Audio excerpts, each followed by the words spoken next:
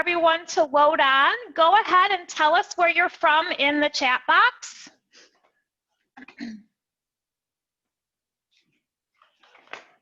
Alrighty, I think we can get started. So I am Tiffany Smith. I'm an instructor with Wilton. Thank you so much for joining me today. So today we are going to be talking about bakeware, and I've also got some really fun fall and Halloween themed designs I'm going to share with you that you can apply to different baked goods. I also want to let you know before we get started that this is being recorded, so if you want to go back and revisit any of the details, this should be posted on michaels.com by early next week. I also have Karen Johnson here helping me behind the scenes from Wilton. She is going to be watching that chat box and helping out with any questions that you guys throw in there. So yeah, I think that's it. Let us get started. So the perfect baked goods start with the right pan. I have to tell you that when I first got out on my own and had to get bakeware for my first kitchen, I found that I was just grabbing the first thing that I saw. I didn't really pay attention to it because to me, a pan is a pan is a pan. Well, it wasn't until I started working for Wilton a few years later that I discovered not all pans are created equal. So what I want to do today is kind of take you through some of the different options that are out there. Wilton and Michaels has you covered with a wide variety of options. So what I want to start with is the aluminum pans. So this is actually from our performance line, and this is actually a very lightweight pan. You'll notice as soon as you pick it up that it's lighter than most pans, and it's obviously light in color too. It's very durable. It is going to be rust and warp resistant. I have to show you that this is a pan that I have had for over 20 years. It still looks as new as this brand new one. So it's definitely worth the investment. My favorite thing about this pan though is the straight sides that it has. So if you do a lot of cakes, I would highly recommend this type of pan. Because when you go to stack your layers, your sides are going to line up perfectly. It'll make icing the cake so much easier. I'll give you a visual in a moment that will compare a cake baked in the straight side versus how most pans are designed where the sides kind of are slanted just a little bit. The aluminum pans should be hand washed, and you don't want to use anything abrasive with it. And Michaels has a wide variety of shapes and sizes in addition to that, the standard cake shapes and sizes. I've got a couple of novelty aluminum pans that I want to share with you. Some of you might know what this pan is. This is called the Wonder Mold, and this is probably most widely used for the doll cakes that you see where the dress is all cake. But this has so many other things that you can do with it. It can be an igloo. It can be a great volcano. Bees and beehives were really trending this year. How easy would it be to turn this into a beehive, right? Another great pan would be the 3D ball pan. So this is actually two pieces, and it's great for if you have sports fans in your house. It can be a baseball one day, and for your next occasion, you can easily turn it into a basketball. It might look difficult to ice because it's all round. There's no straight edges to it, but all you would do is use the star fill-in method with a decorating bag and a star tip. If you place your stars really close together, you won't see any cake, and it just makes it really easy to decorate that way. So the way this pan works, it's actually two pieces, and it comes with these little rings. So you would actually set this on the ring so it will stay straight and keep it from tipping. It just takes a one-box mix, so it's really easy to use. The next type of pan I want to show you is the non-stick. So this is actually the from the Perfect Results line. So you'll notice that this is a darker color. So it is much darker than the aluminum. And one thing that you want to keep in mind when you're baking in a darker pan, you want to make sure that you turn the temperature down about 25 degrees, because when you're baking with a darker pan, your baked goods are going to brown a little bit quicker. This is also much heavier than the aluminum pan. It's also just as durable. This is actually a steel construction, so it is also very durable like the aluminum. It's not going to warp at all. And my favorite thing about the Perfect Result line is that it has really big handles. All of the different shapes of pans that come in the non-stick like this have the big handles. That's one thing that really bugs me when I am trying to take something out of the oven with a big oven mitt, and then you go to grab it and your thumb hits the baked good and you see it collapse. You probably all know what I'm talking about, right? That's not going to happen with these with the large handles. So when you're shopping for a non-stick pan, you want to look for non-stick right on the label. It'll probably say Perfect Results, or it'll say Oven Right or Premium. Those all have that non-stick feature that is going to make it really easy to release your baked goods and super easy cleanup. We all love that, right? This can go in the dishwasher if you want. And I've got a couple other non-stick things to show you. So I've actually made some donuts today using this 6-cavity pan. Michael's actually has a few different options for the donuts. There's little donut hole pans. There's a larger, it's either 10 or 12 cavity of the donuts as well. There are also cookie sheets in the non-stick option. Loaf pans, muffin pans. So there's quite a variety that come in that non-stick. And then the last kind that I want to show you is quite different from the other two. So this is actually a silicone material. As you can see, it's very flexible. And so what's great about this is it makes for easy release of your baked goods.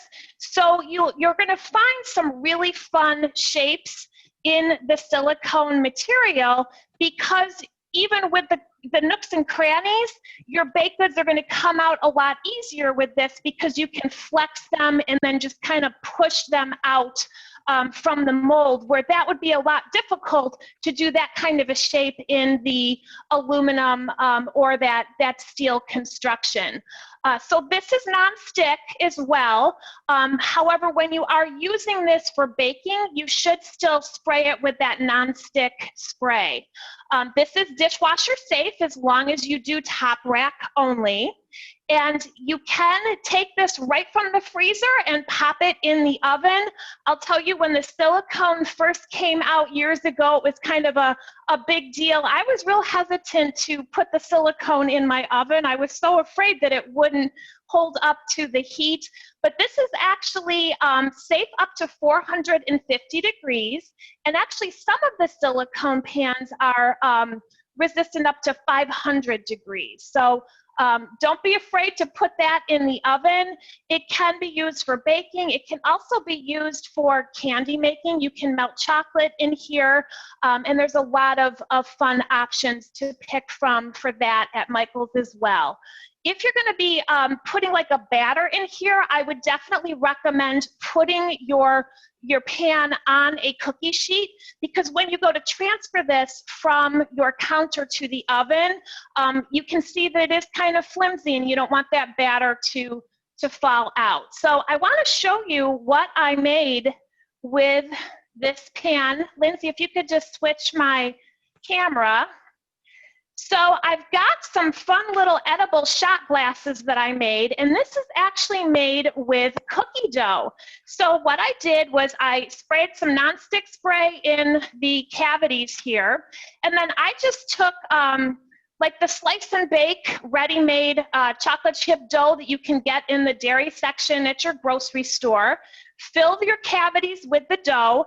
You don't want to fill it all the way to the top though. You can see the center core here. I would not fill your dough any higher than that, because when this is baking, that dough is going to expand, and even if you don't go all the way to the top, you'll see that it'll still expand and kind of end up all the way out here on the top. So what I actually do is, when there's only about 2 or 3 more minutes left of baking, I'll pull it out of the oven, take my spatula, and just kind of push that dough back in. And that'll help just get rid of some of the little air pockets in there and just give you a stronger shot glass. As far as the baking, you're just going to use the same recipe instructions that come on the package, or whatever recipe if you're doing this from scratch. Just keep in mind that you'll probably need to let this bake in the pan a little bit longer than what your recipe says. I think I had mine in for about 20-22 minutes, where the packaging said to put the cookies in for about 16 minutes. So you'll definitely need to add a little more time to this. So what I did, once these come out of the oven, you're going to want to let them cool for about 10 minutes, and then they're just going to pop out. You can just kind of press the center cavity with your thumb, and they're just going to come right out. Let them cool. And then if you're going to fill these with a liquid, what you're going to want to do is melt some chocolate chips or some candy melts, and take a spatula and just kind of coat the inside with that melted chocolate. That's going to create a liner to help seal in your liquid. You don't necessarily have to fill these in with a liquid. You could actually fill them with like a mousse or a pudding. That would be fun to do.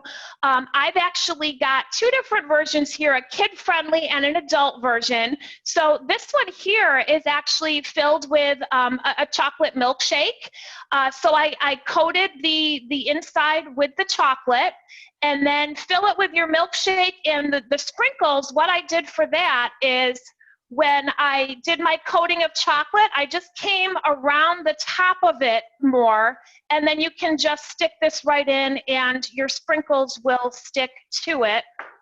And then the straw is actually just a paper straw. Michael's actually has a wide variety of these straws in a lot of different colors. So no matter what your party theme colors are, they've got a paper straw to match.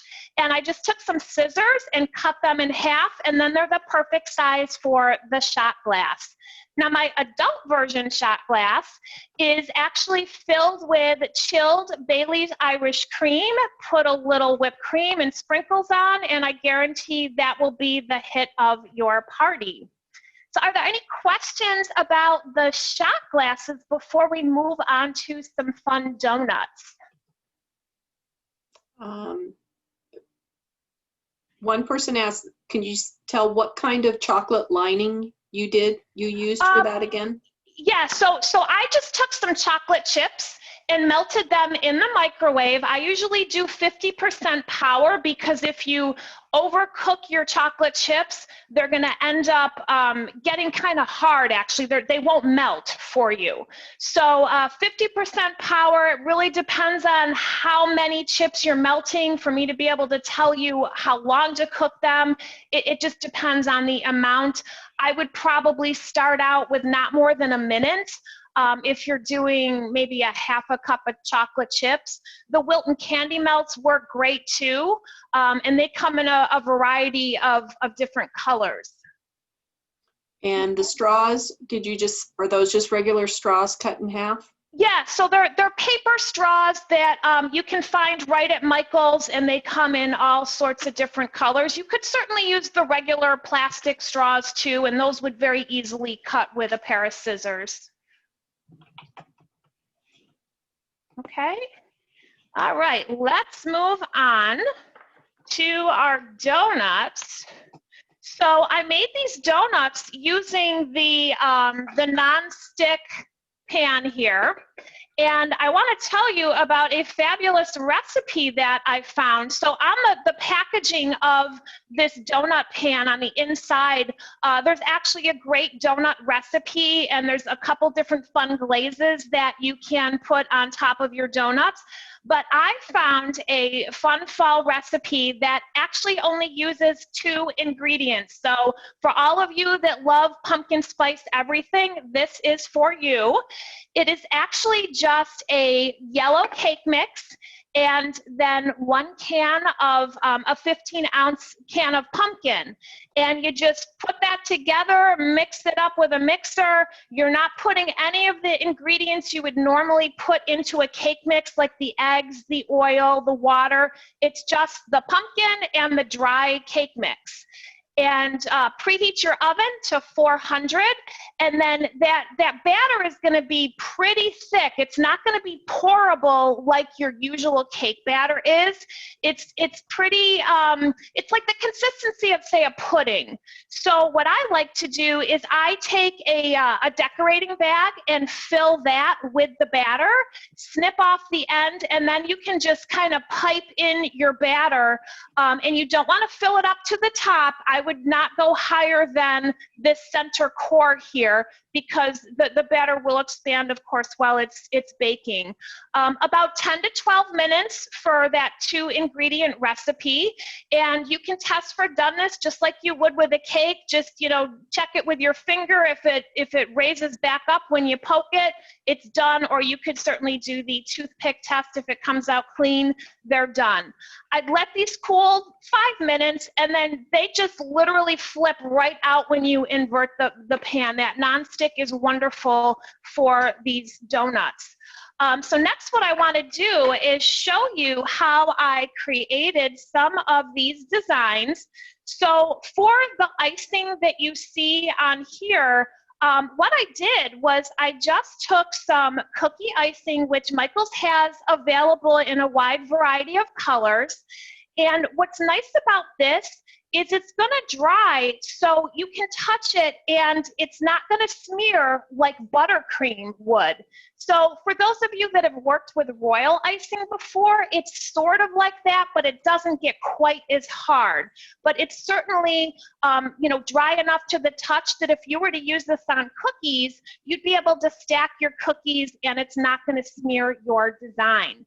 So for this, what you would do is when you first go to use it, remove the top, and then you'll see that there's a little aluminum seal on it. Make sure you take that off, because then you're going to put this in the microwave to soften it up without the cap. Just put it in for about 20 to 30 seconds, and then you'll want to test it. What you would do is just kind of knead the bottle after you've microwaved it, just to kind of mix it up, because it's not going to heat evenly. And then put your cap back on, and then this can just squeeze right onto your donuts. This is really mess-free for kids. It's wonderful. So then what I want to show you is how I did the spider web. So I've got a donut that I've already iced. It'll work better if, you know, you let your icing dry. That's the other nice thing about this cookie icing. Within just about 45 minutes, this will be dry enough that it'll be ready to decorate on top of. So what I'm going to do to make the spider web is I have a disposable decorating bag with a tip 3. And this is part of a cookie decorating set that is available at Michaels. It comes with 4 tips and 8 decorating bags. So I've filled it with buttercream icing, which they also have at Michaels. It comes in a container like this. And for the spider web, it's best if you use a thinner icing. This is actually medium. You could just add a couple drops of water to it. The reason you're going to want it to thin down a little bit is because when you're piping with a small tip, which, like, this is tip 3, your lines can end up breaking as you're piping them if your icing is too stiff. So to do this, what we're going to do is just do some straight lines. So to start, you can just touch your tip to the surface, and then lift up your tip and draw your line. And what I'm going to do is just 4 lines to kind of form a cross. So I'm touching the surface and then lifting my tip a little bit and then touching back down. To avoid any points on the ends of your lines, make sure that you stop squeezing your bag before you pull it away. Okay, and now that I've got my 4 lines, I'm going to go back and add another line in between each of those 4. And you'll notice that I'm just cleaning off my tip with each line that I do. It's just going to give you a nice cleaner line if you start with a nice clean tip.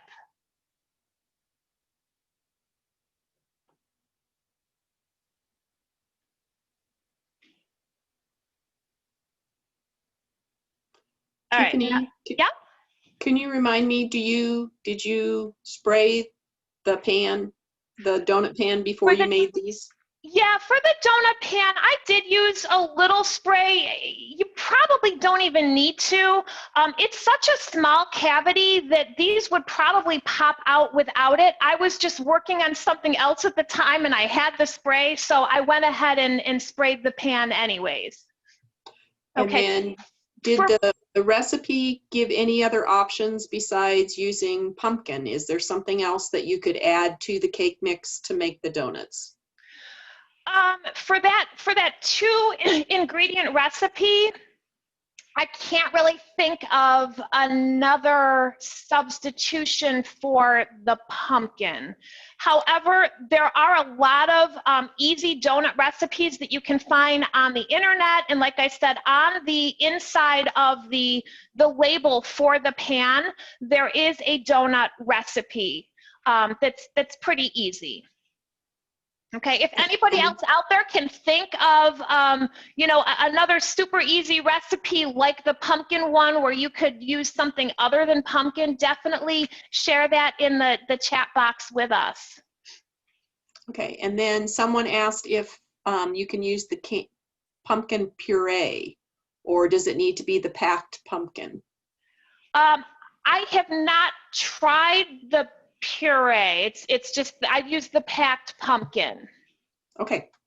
Okay. All right, so we have our 8 lines here. What I'm going to do next is just kind of do a curved line to attach each of the straight lines, sort of like a smiley mouth. And I'm just going to go around the top here and add that. And again, I have my tip off the surface once I attach the icing at that straight line.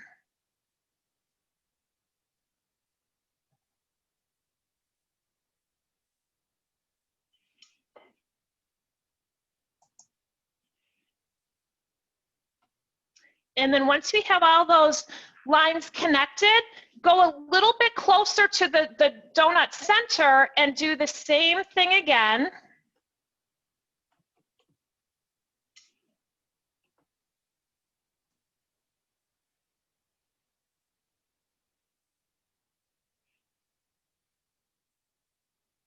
Now, if your icing is a little stiff and your lines start to break, you should be able just to pick up where you left off to connect the line again.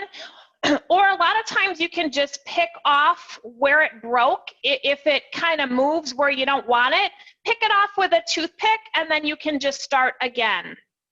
So I'm just going to add one more little row of smiley faces here. And then if you want, you can add a spider, which I did on one of my other cupcakes. That might creep some people out, so just keep in mind who your guests are that you're going to be serving these to. So there's our spider web. So for, excuse me, this one, I just took a larger tip that comes in that cookie decorating set. It was a tip 5, just a round tip. Put a lot of pressure on and make a dot, and then just go ahead and add, excuse me, add your 8 little legs for, you know, the sides. And I would use the tip 3 for the legs. Okay, so this one is actually, it's just on the plain donut. If this is too much icing, maybe for adults, you can just pipe that spider web right on a plain donut. So the next design I want to show you is the mummy. Were there any questions on the spider web, Karen, before we move on? No, nothing on that. Okay. So next we're going to do the mummy. What I'm using for that are some large candy eyeballs. Michael's has a couple different sizes. These happen to be the larger ones. And I have another decorating bag filled. This time I'm using a tip 102. So this is more of kind of like a line rather than the round tip that we were just using. And you can get the tip 102 at Michael's. It's part of a 4-pack of tips called the Ruffle Tip set. So again, this is the 102 tip. And what I'm going to do is just pipe a line, and you want the tip positioned so it's horizontal. I don't know if you can see that. It's horizontal as opposed to this way, which is more of a vertical line. And I'm just going to kind of pipe a line to hold our eyeballs. And before I put the eyeballs on, I'm going to creep him up a little bit by adding some little red lines. And what I'm using to do this with is a food writer. So I know it looks like a regular marker, but this is actually a special food safe marker. It's part of a 5-pack that Michael's carries. So we're going to be using the red one, and then we're going to be using the black one in a minute. So you don't want to be writing with regular markers that you have in your craft supplies or your junk drawer. You really want to make sure that you have one that's food safe. So now we can just put his eyeballs on. And then what we're going to do is just start piping, and again, make sure that you have the tip so it's horizontal as opposed to vertical. And we're doing sort of the same thing we did with the spider web, where to start, you want to touch the tip to the surface to attach it to the donut, and then you're going to lift up to actually form your line. And all I'm doing is just piping a bunch of lines so our mummy looks like he's wrapped up.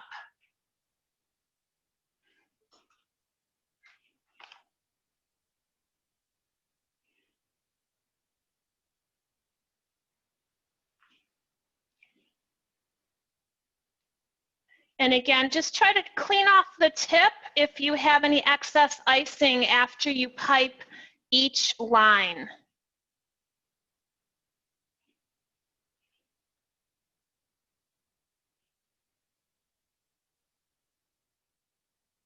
And you can kind of overlap them a little bit.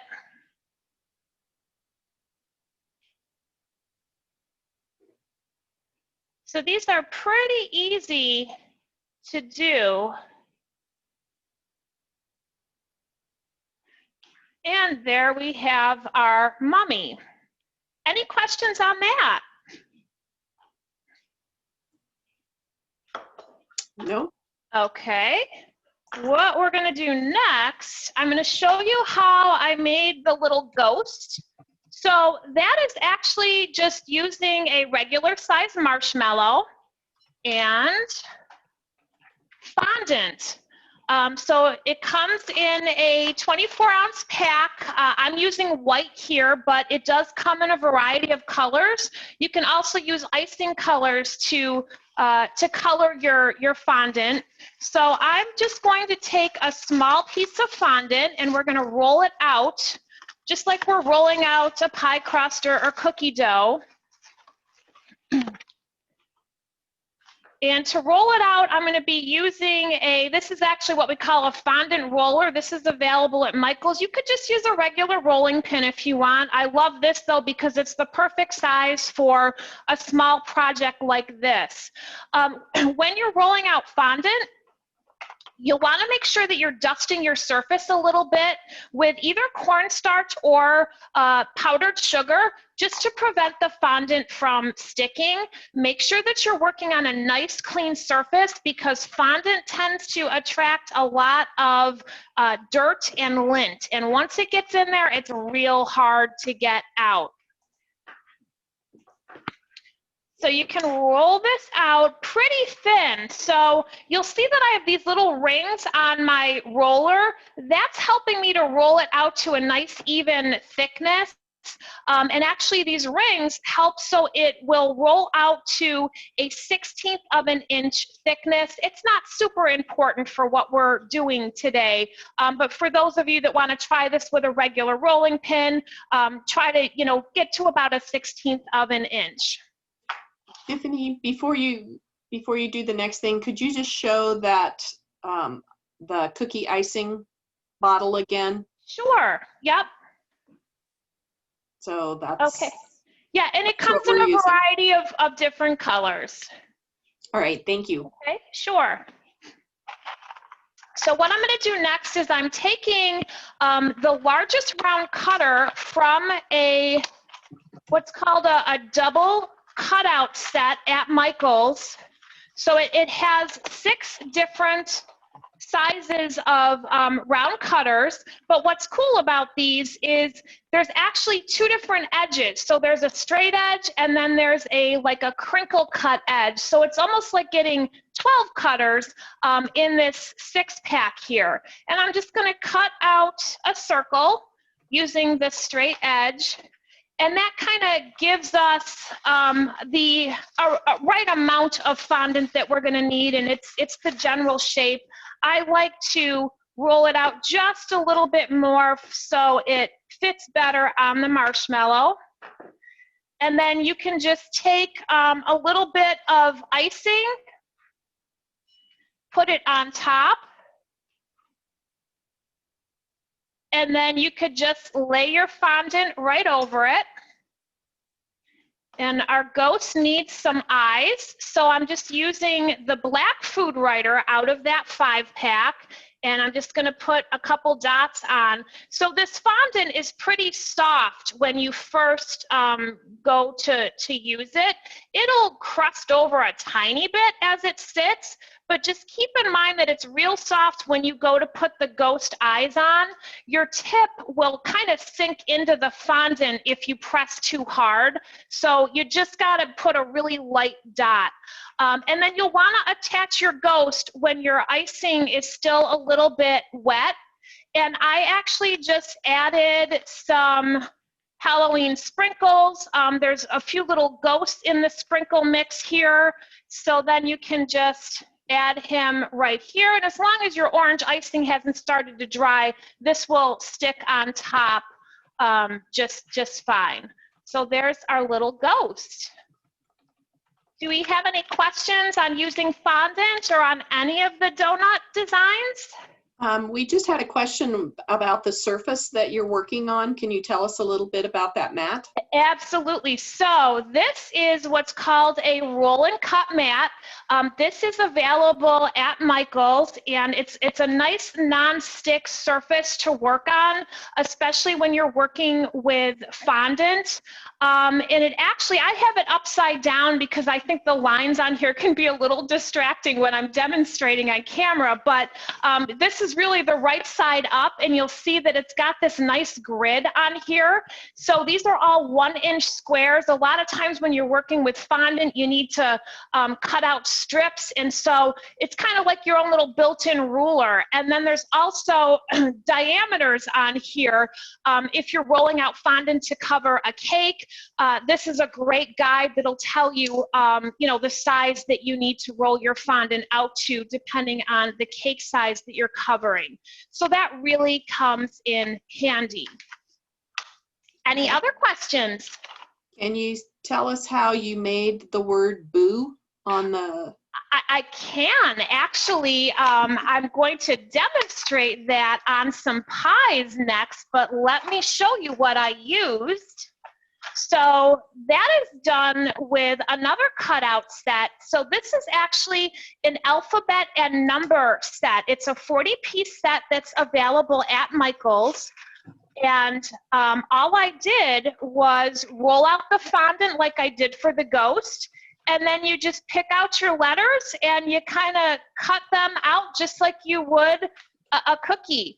And then you can, again, apply it to the wet icing and it'll stick just fine. Okay, so let me show you what else I used those cutters for. I have some mini pies that were made with the non-stick pie pan, and again, this has got some great handles on it, so when you're pulling it out of the oven, you're not going to mess up your pies. So I'll talk you through this design that I did, and then I'm going to show you how to do the other two. So this one just actually has some cutout leaves on it. And what I used was just the ready-made pie crust, again, that you can get in the dairy section at your grocery store. And then I took some leaf cutters. This is a cutter set just like the round cutter set that I just showed you. And for my designs, I used the kind of the middle size ones for this, but certainly you could use the larger ones if you're doing a full-size pie crust. And you know, you could apply this concept to any holiday or season.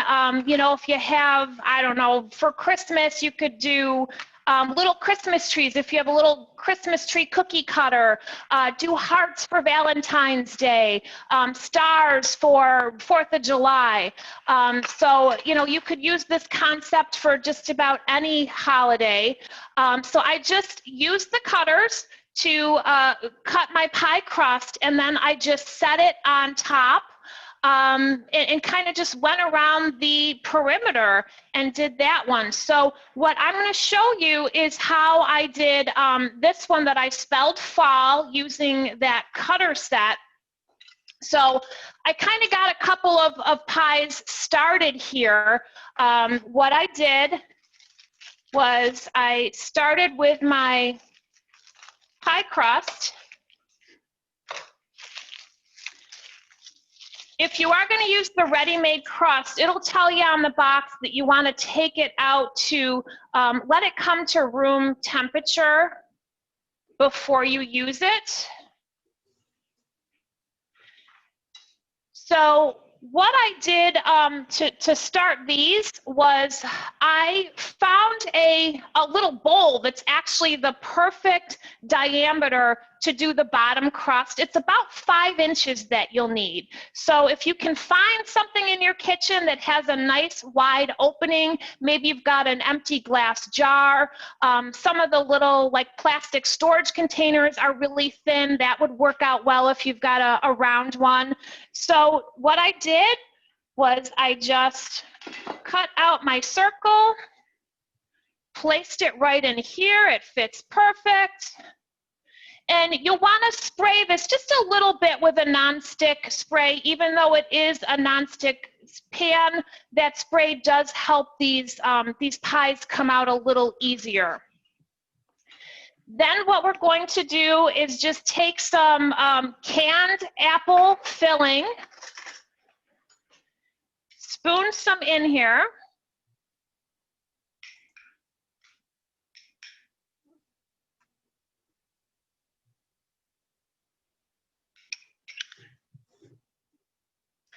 And there is a recipe right on the back of the packaging for this pan as well. So now we're going to make the top for our fall design. So I'm going to cut out another large circle.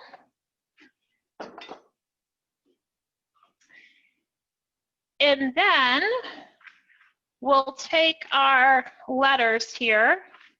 Actually, And I like to kind of place them on here to make sure that when I cut them, it's going to be center.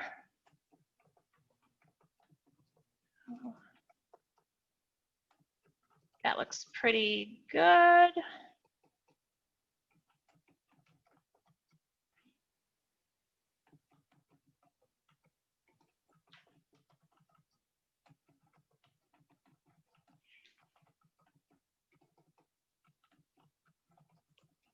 Okay. My dough got pretty soft here.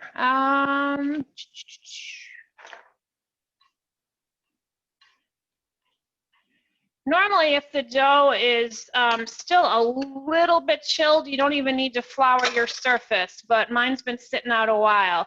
So we can just set this on here. And then I like to put a little triangle in the center to form that, the center of the A. I might need to just cut another little piece.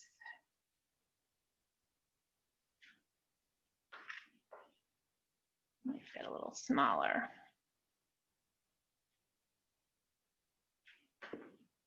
And that can just set right in the center there. Okay, then I am going to take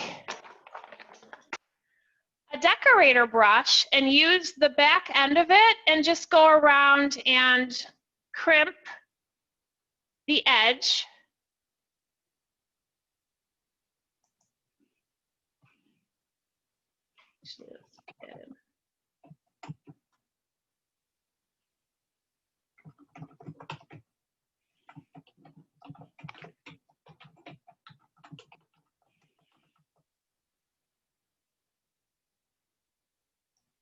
And then to finish this off, we'll cut out a couple leaves.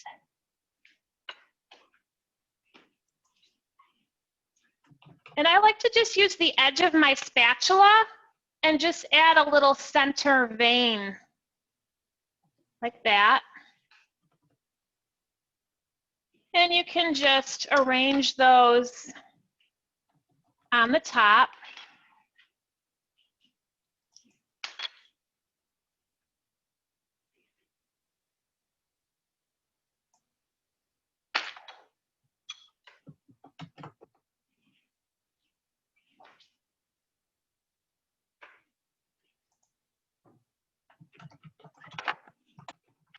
And then I just add a little bit of egg white for the top. This will help, it'll brown your top evenly.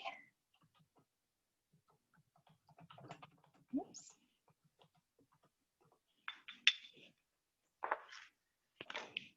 So that one's all set. The other one that I want to show you is this one here with the blossoms. So what I did for that, the cutter set that we used for our ghost, we're going to use that again, but this time I'm going to use a smaller cutter. And if you're doing a larger pie, you can certainly choose a larger cutter, but for the mini pan set, I'm using the second smallest cutter here. And I'm going to cut out 5 circles for this blossom.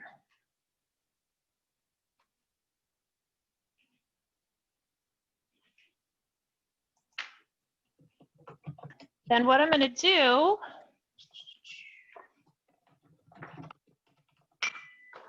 is take my egg wash, put a little bit of that on one of the circles, and I'm just going to start layering the circles. So I'm placing a circle on top almost about halfway.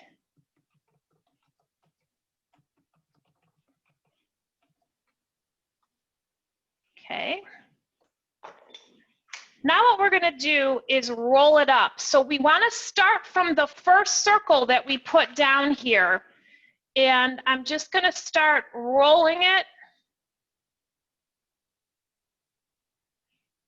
So it'll end up like this, okay? Then I'm just taking my spatula. You could just use a knife, cut it down the middle, and that gives you two little blossoms. Just pinch the bottom part a little bit, and that's gonna help open it up and also kind of keep it together. So you'll get two blossoms out of those 5 circles, okay? Then what I want to do is add my little lines here, my little strips. So for that, I am going to use, this is actually a fondant trimmer, but you could certainly use a pizza cutter if you want. I'm just going to cut some strips. We'll need 4 of them.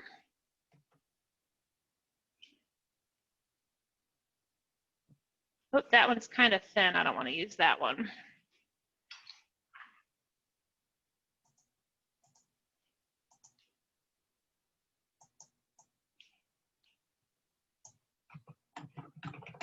Okay. And I'm just going to lay these on top here. Once you've got them on, you can go back and kind of trim them.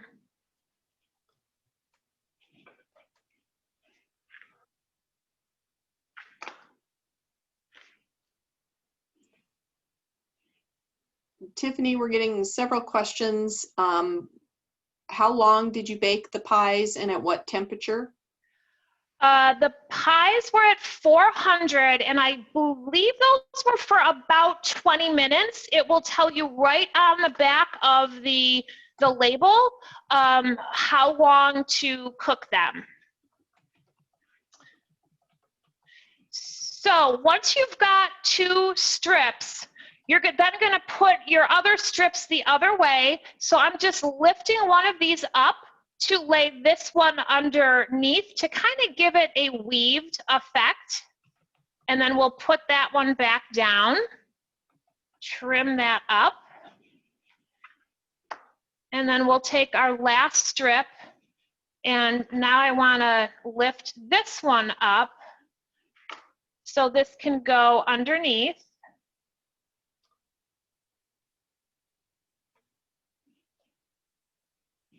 So that gives it kind of that crisscross weaved look.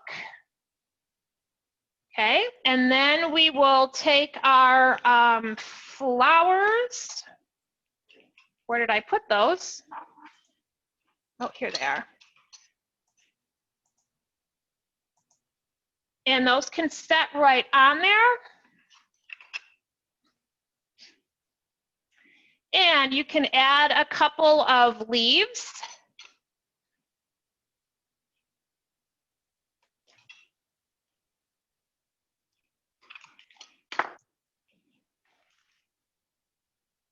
And again, I just like to put that little center in there.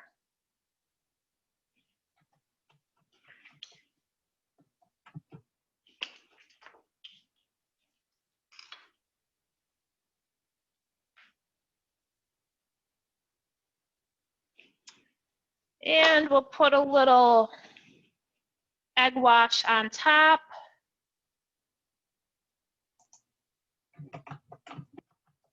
And you could use any kind of pie filling. I happen to be using apple, but whatever you prefer will work just fine. So those are ready to pop in the oven. Are there any questions on the pies before we move on to our last treat? What can you use to brush on the top of the pies instead of an egg if you have an egg allergy? I don't know. Can anyone help us out with that? Anyone have any suggestions? I've actually done melted butter. Okay. Or great. you can just brush water on just so that it's moist. That will help. It won't brown quite as much, but those are possibilities. Okay, great. Thank you for that. All right, the last treat I want to show you is our Frankenstein. So he was actually made with the 6-inch performance pan, I actually used 3 layers. And this is where I want to show you where those straight sides come in handy. So I have here 2 cakes. One was baked in the performance pan, one was baked in the perfect results. So you'll notice this one sort of has a lighter surface. This one's darker because this one was baked in the darker pan. And so this one has the straight sides. And maybe if I stack this one on top, let me flip it over. I think you'll be able to see better. See how there's this gap here? That's where icing it would get a little bit tricky if you're using the this pan that doesn't have those perfectly straight edges. It's more of like a slanted angle like this as opposed to this. So that's just something to keep in mind for any of you that do a lot of cakes and you're shopping for your pans. So again, I used 3 layers to make Frankenstein. And what I did was I iced around the sides with just some of this Decorator Smart icing. You can actually buy this already colored in green if you want at Michael's. I happen to use the white, and then I added some of the green icing color, which comes in a little jar like this. And you would just take a toothpick, take some of the paste out and put it in your icing, mix it up with a spatula. The icing colors are great because it's a gel consistency. It's not going to change the consistency of your icing. And just took a spatula, iced around the sides. I left the top not iced in green because I went back and added his hair using actually what's called a decorator icing pouch. So this is actually pre-colored black icing that comes in a pouch, which again, this is really easy for kids to use as opposed to the decorating bag that I was using earlier. This is really mess-free. And what's cool about this is it comes with 2 tips. So the first tip you see here is just a round tip, and that's what I use to do his little stitches. And then you could also use that if you want for the mouth, or what I did for the mouth was I took the round tip off and there is a star tip underneath there. So that's what I use to pipe on his mouth. His eyes are just the large eyeballs that we used for the mummy donut. And then what I did is I just piped, remember I didn't ice the top of this, I just took my icing pouch and just piped out a whole bunch of lines using the star tip. Then I went back with just a spatula and iced it and kind of brought it down a little bit to the sides. And it just gave him a green dot for his nose.